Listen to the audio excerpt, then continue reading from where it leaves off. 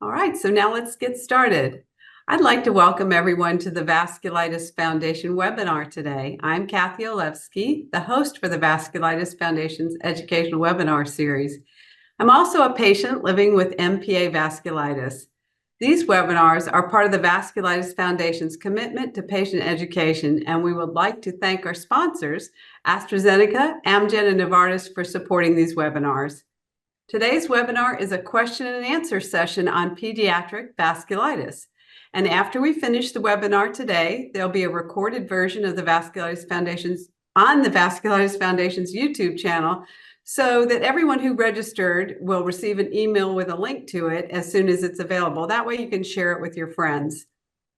And before we get started today, just a few details. This is a live webinar, so we've muted everyone except our guest speaker.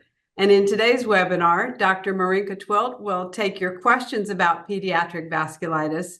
These questions can be asked by typing your questions into the Q&A box. So go ahead and look for that Q&A box now. If you don't see it, click the three dots on the far right of your screen, I think towards the bottom where it says more, and please make sure your questions are general questions about today's topic, as Dr. Twilt is not your doctor and cannot answer specific questions about your child. There's also a chat box. So if you'd like to talk to others that are in the meeting, you can do that, but please put all your Q&A questions in the Q&A box. And now that all the housekeeping is done, I would love to introduce our guest for today. Dr. Marinka Twilt is a professor in the Department of Pediatrics at Cummings School of Medicine at the University of Calgary. Dr. Twilt was born and raised in the Netherlands, and after medical school, she received a master's in clinical epidemiology and her PhD at Erasmus University in Rotterdam before her residency in pediatrics at the Leiden University Medical Center. Hope I said those things right. Dr. Twilt moved to Canada to perform her pediatric rheumatology training at the Hospital for Sick Children in Toronto, and with an additional year as the first Canadian Pediatric Vasculitis Fellow. Before joining the Cummings School of Medicine University and the Alberta Children's Hospital in Calgary as a clinical scientist, she worked in Birmingham, United Kingdom, and in Denmark. So welcome, Dr. Twilt. We're so happy to have you here to answer our questions today. Thank you so much, Kathy, for that kind introduction. I'm happy to be here to see if I can shed any light for anybody. Well, I'm sure they'll be excited to have somebody this easy to access to ask questions. But before we get started, do you have any disclosures today, Dr. Twilt? No, I have nothing to disclose. Okay, great.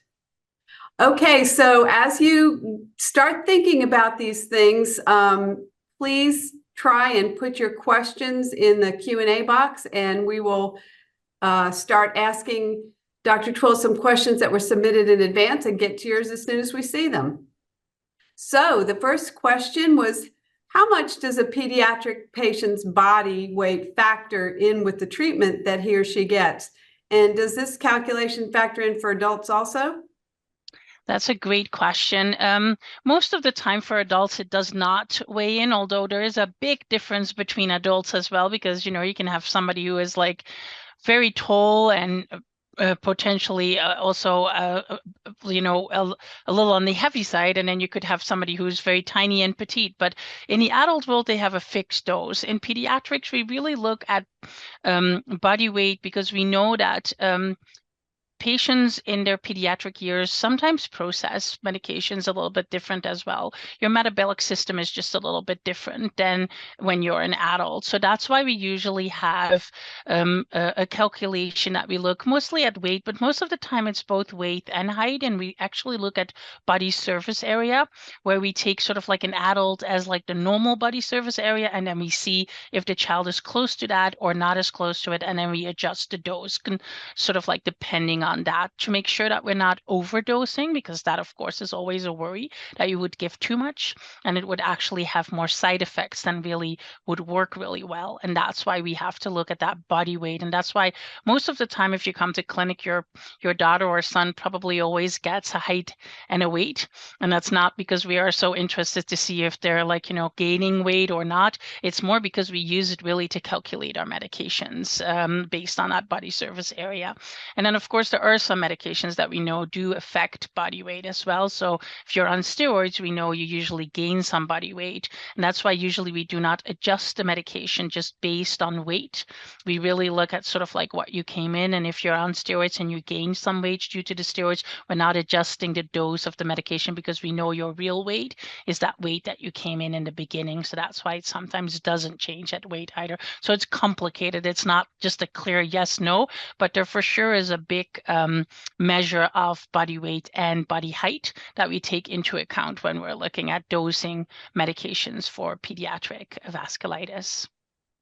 Okay, that's very interesting. Thanks for that answer. I'm curious, what is the youngest patient that had vasculitis that you've treated? That's a very interesting question because it depends a little bit about what vasculitis do you talk, right? Because we have the vasculitis such as microscopic polyangiitis or granulomatous with polyangiitis. Those are vasculitides that, they're autoimmune diseases. You acquire them during life. You're not born with them. But there are some vasculitides that actually have a genetic component that you're born with it. So if you really want to know vasculitis, it is really like sort of like very young kids, like 6 months to 12 months, but they don't have the form of vasculitis that we usually talk about in these forms.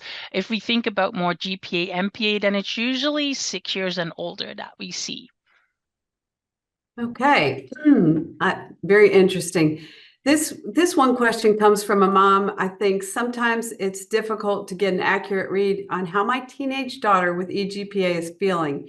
She's very vague and non-specific if she's not feeling well. It's almost like I need a translator to understand what she's telling me. Do you have any advice for parents in this situation? Yeah, this is we hear this a lot in clinic as well. And unfortunately, this is like a teenager, right? I mean, teenagers are hard to read, and teenagers are, I always say like your brain doesn't really develop until you're 25 years of age.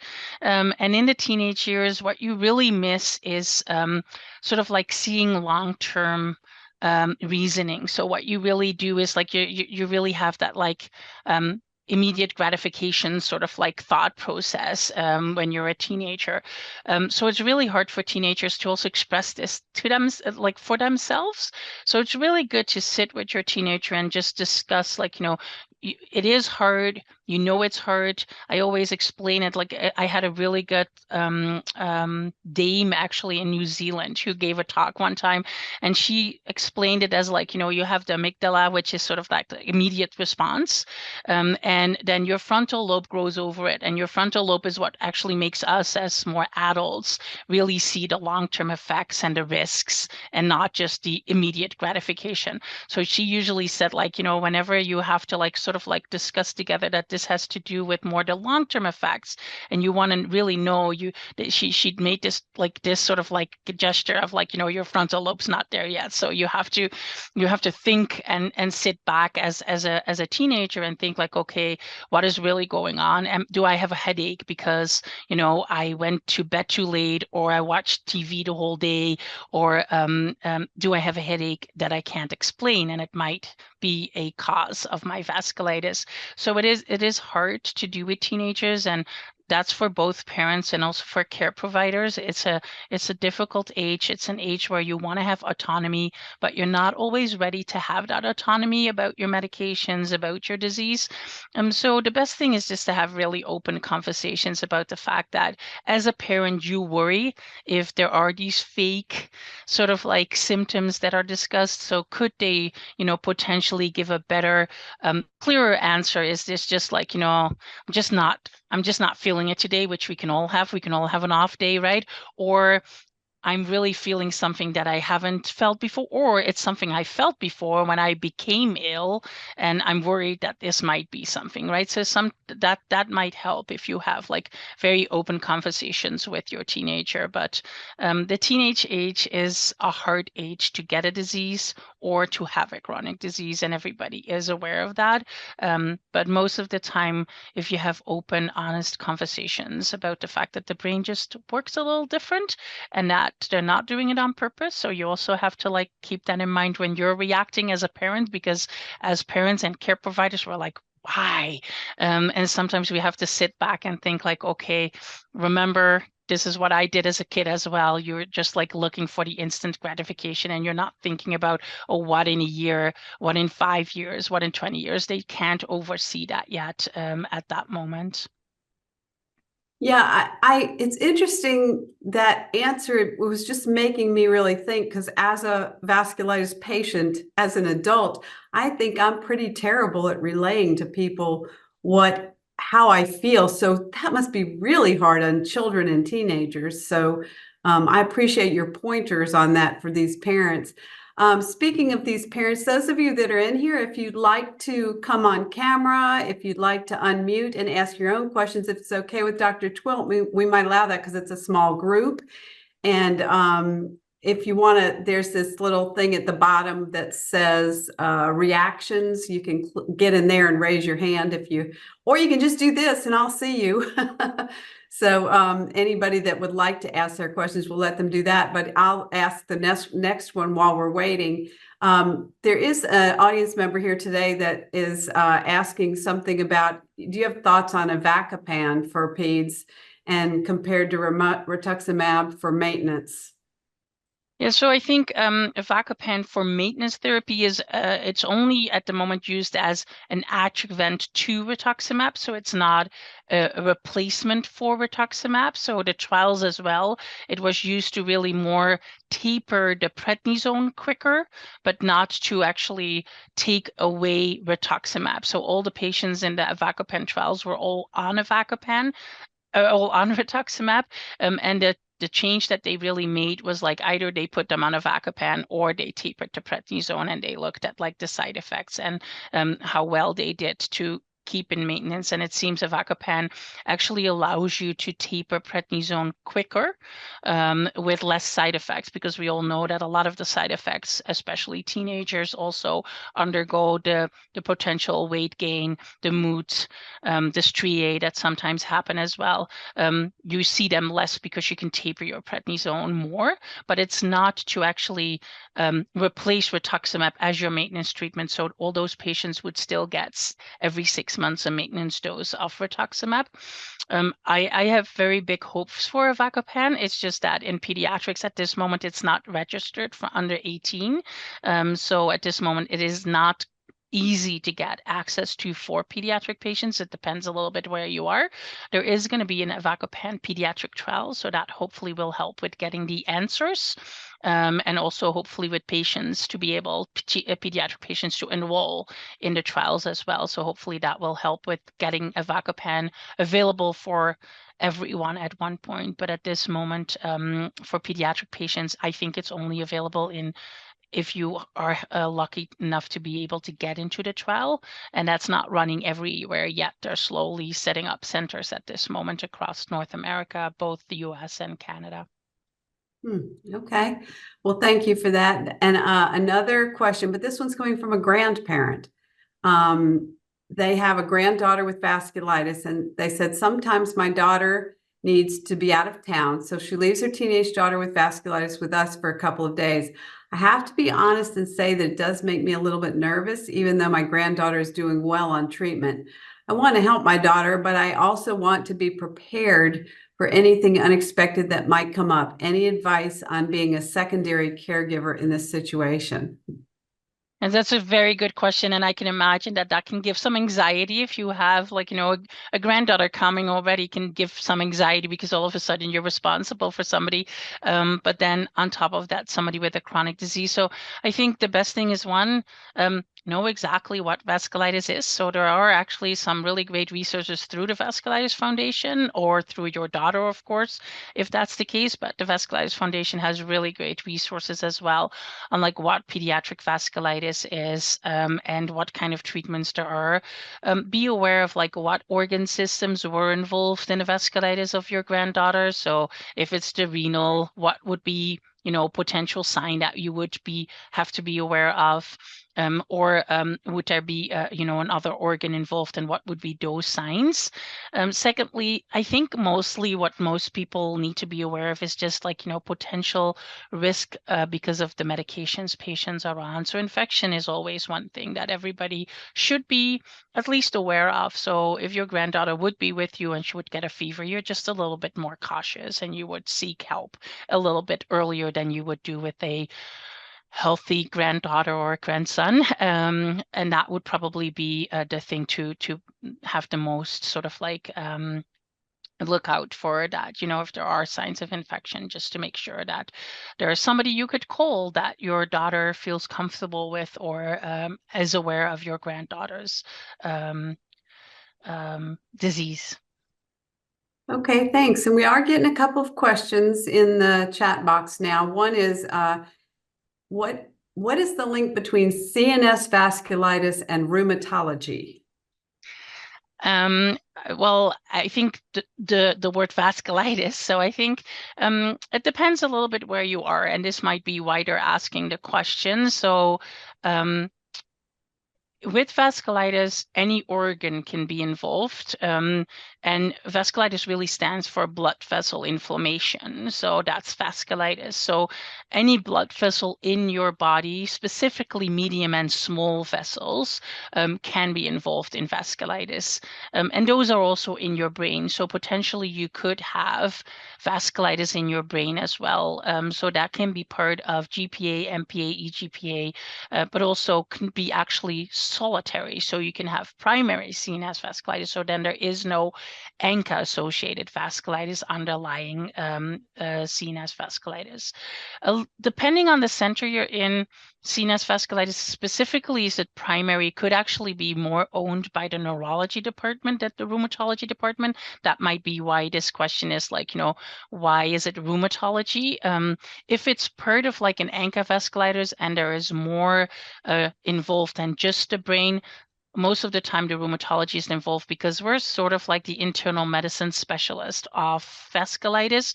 The nephrologist usually only looks at the kidney, the pulmonologist only looks at the lungs, and as the rheumatologist, we sort of like are the gatekeeper of all organs and everything, and we make sure that they don't forget that your sinuses can be involved or your brain can be involved.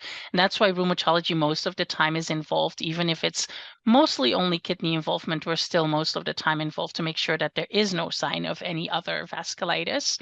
If it's a primary CNS vasculitis, sometimes in a center, it will be neurology who, after rheumatology has been maybe only consulted to make sure it is only primary CNS vasculitis, it might be that rheumatology is not as much involved, depending on the center that you're in. So there is a link with rheumatology, as in like CNS vasculitis could be part of a systemic vasculitis, then we're involved. If it's primary, it really depends on the center that you're in. Well, thank you for that. I know that is a complicated question, but we know now the rheumatologist can be the person in helping everybody around this. We did have a question. What is the difference between EGPA and GPA? And also, they asked about MPA, and I think, like, how do these relate to, do children get these versions often? Perhaps that's part of the question. Yeah, so there are sort of like three forms. Like if you think about, these are all forms of ANCA vasculitis. So ANCA stands for antineutrophilic cytoplasmic antibody. So it's an antibody that is found in your body, and these can be either PR3 positive or MPO positive. And depending on what the antibody shows, PR3 positive is mostly associated with what we call GPA, or granulomatous polyangiitis. And then MPO is mostly with MP MPA, which is microscopic polyangiitis, and then EGPA is eosinophilic granulomatosis, which is very rare in pediatrics. It's more often seen in adults. In pediatrics, EGPA is like really literally maybe 5% of the patients with ANCA vasculitis have EGPA in pediatrics. If you think about why do we divide them all, why is it so important? Mostly it's important because there's a little bit of a different risk potentially of PR3 relapses compared to MPO relapses. Sometimes we see different organs involved as well. You see much more sinus disease in patients with GPA and PR3 positive disease. You see that much less in patients with MPO or MPA disease. So that's why it's for your rheumatologist important to know if it is GPA, MPA. EGPA is very rare in pediatrics, so not seen that much, and can give other complications again with more neuropathies and stuff like that. So there is, for us as rheumatologists, it's very important because we know where we should look at. As a patient, it doesn't matter that much because the medication and the medication, how you use it is most of it the same. Specifically for MPA and GPA, it's almost the same. EGPA is a little bit different because of that eosinophilic, which is certain blood cell that is more involved in that type of vasculitis. But as I said, that's very rare in pediatrics. So most of the pediatric patients will have GPA or MPA. Well, are you aware of any research or new treatments for kids with Kawasaki? Isn't that one form that affects children frequently?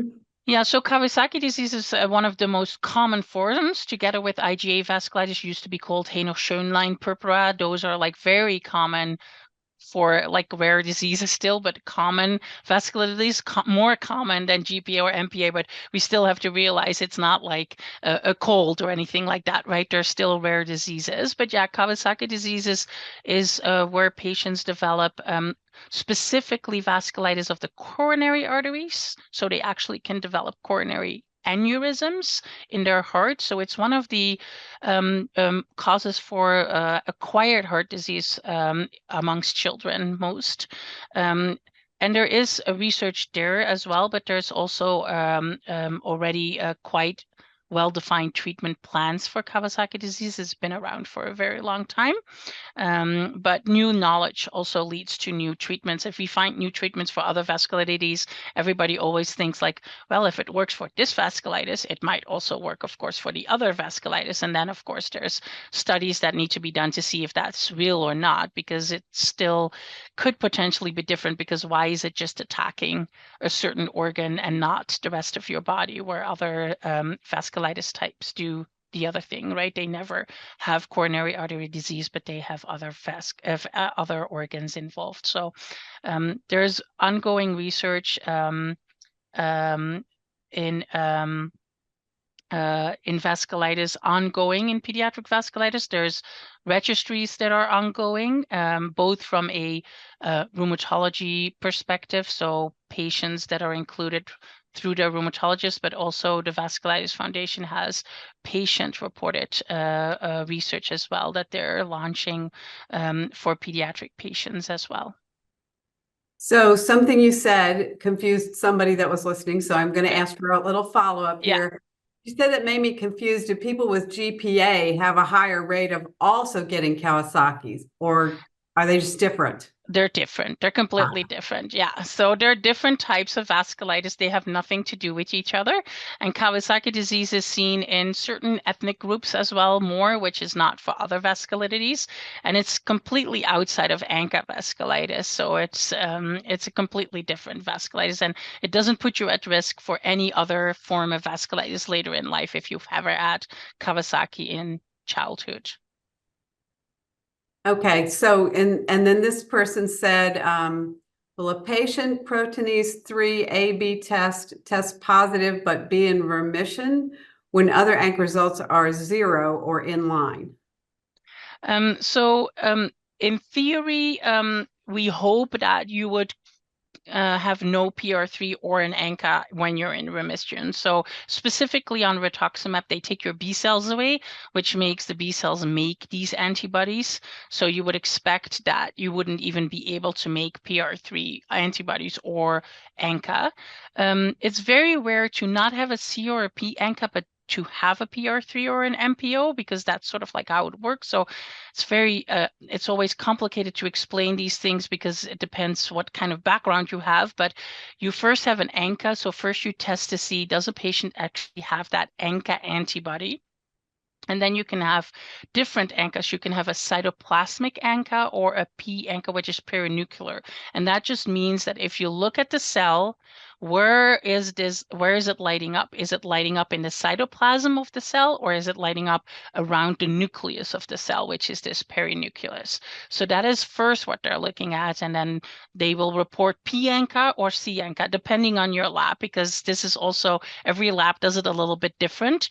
And then if you're a P ANCA, you're most of the time PR3 positive. If you're a C ANCA, you're usually MPO positive. So that's the next step. Then they define what kind of ANCA it is. Most of the time, you have to have a positive ANCA to have a PR3. Sometimes you have a very low titer PR3 and not a positive ANCA, but it's very rare. You would expect to be if you're on medication, you usually expect the PR3 and the ANCA to be negative. If you're in remission off medication at one point, sometimes the ANCA goes up a little bit, and it's very hard from the literature to know what the correlation is between the ANCA and disease activity. So there are some studies that show if you have a little bit of a PR3 or an ANCA, you're at high risk of having really clinical symptoms of disease again, and you should be treated. There's also studies that show that patients remain in remission for a long time without any clinical symptoms, although they have a little bit of an ANCA titer or a PR3 titer. So it is not clear yet, but most of us would try to strive to have no ANCA or no PR3 when we're treating you. Okay, thank you. This question is probably one that the parents will all want to have your input on. How can parents monitor and make sure their child is taking their meds? You must have some advice for that. Yeah, that's a very a question that comes up a lot in clinic as well as a pediatric rheumatologist. As a young kid, it's a little bit easier, right? Because young children usually depend on you to give the medication, and then you know they're taking it. If they're older, then at one point they want to become more independent in taking their medication. There are some good tips. One is like, your child really needs to understand what medication is for what, to help them understand what the consequences are of not taking it. Skipping a dose of vitamin D for your bone health is not the same as skipping a dose of your maintenance treatment for your vasculitis, right? Your azathioprine, if you're on isotretinoin, or your MMF or something like that. So it's important for them to know which medications are for what. And that's really the task of your pediatric rheumatologist to explain to you. There is also a website through the Vasculitis Foundation where we have tried to explain a little bit about medication and also how to help your teenager or your child to be adherent. And then the other thing is, if they are aware of what the medications are for, sometimes these pill boxes help, because I sometimes forget if I had breakfast this morning or not. So I can imagine for a teenager with a busy life, they might forget, did I take my tablets this morning? Did I not take them? So if they have a pill box, that might help them at least remember, did I take my morning, afternoon, and evening medication? So that's another tip. And then it's also for you to potentially then see if they've done it, because you see the box and you can see, did they take their medication or not? A lot of the young people nowadays have phones. When I grew up, there were no cell phones, but so sometimes these reminders for cell phones help a lot as well, specifically for teenagers who are a very game triggered, because some of these like cell phone reminders have little games. You'll have like, if you take your medication, your plant grows or whatever. So it gives you sort of like that gratification that they like. So that's another thing to talk about with your pediatric rheumatologist or your pharmacist, or just to Google yourself to make sure that they can put these like automatic reminders on their cell phone for their medication, because it is hard to remember. I think for us as adults who have a little bit better sometimes sense of like long-term consequences, it's already difficult to remember to take your medication always. And for teenagers, that's the same. The other thing to remember when you're talking about medication to your teenager as well is like, if they're not multiple times a day, the medication, find a time that works the best for your teenager. I mean, some medications like prednisone really need to be taken in the morning, but other medication, it doesn't really matter if it's been taken in the morning or the afternoon. For some people, the mornings are great because they have a great routine. For some people, the mornings are horrible because, you know, everybody needs to go to school and everybody needs to go to work and it's like busy. So then sometimes those medications actually at the end of the day when you're having dinner, if that's actually a time where you as a family actually are much more consistent, it's better to do it in the evening. So we usually as pediatrician, if we say once a day, we always say like, you know, in the morning, but be aware that for like vitamin D, calcium, those kind of medications, it really doesn't matter when you take them as long as you take them. So talk to your like pediatrician or pediatric rheumatologist or pharmacist and make sure that, you know, whatever time works best for you, that's when you take most of the medication, to remember that you've taken them and not on the hectic morning or the hectic afternoon or evening, depending on what your schedule is like. Okay, thanks. Some really great advice. There is this one last question that I'd like to ask you. Someone asked, how important is it to have a neurologist involved with care for GPA? Well, if you have any involvement of the central nervous system, so if you have CNS vasculitis, it is important that they are part of the team. The same if you have kidney involvement, it's important to have a nephrologist on your team. If you don't have kidney involvement, you will not, most of the time the nephrologist is going to say, I don't really have to see unless there's new symptoms. That would be the same for the neurologist. So if there is no sign of a CNS disease, then they will probably not be involved because they're not going to add anything for treatment changes or anything like that. So it is important to have them if you have CNS involvement. If there is no CNS involvement at that time, they can be involved at any moment during the treatment process. It's just important that people tell all symptoms, because that, of course, is how we trigger our colleagues to come. So if we have, like, you know, if there are symptoms of like involvement of your CNS, so if you get more headaches or if you have other things, then you have to tell your pediatric rheumatologist those, so that could potentially trigger the pediatric rheumatologist to call the neurologist or pulmonologist to be involved in the care. And that's why it's so important to have a pediatric rheumatologist, because most of the time we're the ones who sort of like keep an eye on all the symptoms, as I said, and we're not as focused on one organ as some of our subspecialty colleagues are, such as nephrologists or pulmonologists, who sometimes forget. Some of my nephrology colleagues sometimes forget there's more than just the kidneys. Yes, it is. Sometimes vasculitis is more than just the one thing they understood. Thank you so much for answering that. And we want to go over some basic things that are available on the Vasculitis Foundation's website, so to make sure that everybody is aware of them. And I hope you can see my screen. I just put up some information. First of all, be sure to visit the Pediatric Vasculitis section of the Vasculitis Foundation's website. There's a link there directly to it if anybody wants to get that link. Also, there's a collection of webinars and recorded conference videos about pediatric vasculitis. You can see some of them in the top right corner. Really great things that have already taken place and great videos that might answer a lot of your questions. Oops, we went down one. And don't forget to join our monthly support groups. You can see in the lower right corner the ones for parents of children with vasculitis. That's a monthly one. There's also a teen chat. There's not too many people in each of those. We would love it if we could get a few more people in each of those, but maybe 5 or 6, but there'd be people who know what you're feeling and might have some great answers for you. Also, the regional conferences, I think there are 3 or 4 more coming up this year. We will do, if there are at least 3 pediatric families registered for the conference, we will have a pediatric breakout session. So please look at the conference dates and locations and see if that's something you can do. Children with vasculitis ages 10 and up are invited to attend the regional conference with their parent. Basically, that's the information that you can find and a lot more on just click the Pediatric Vasculitis tab on the Vasculitis Foundation's website to find out more information. Also, I wanted to let you know, let's see if I can advance my slides here. There we go. That a little bit about the VPPRN. We right now are taking time to ask people to register for the VPPRN.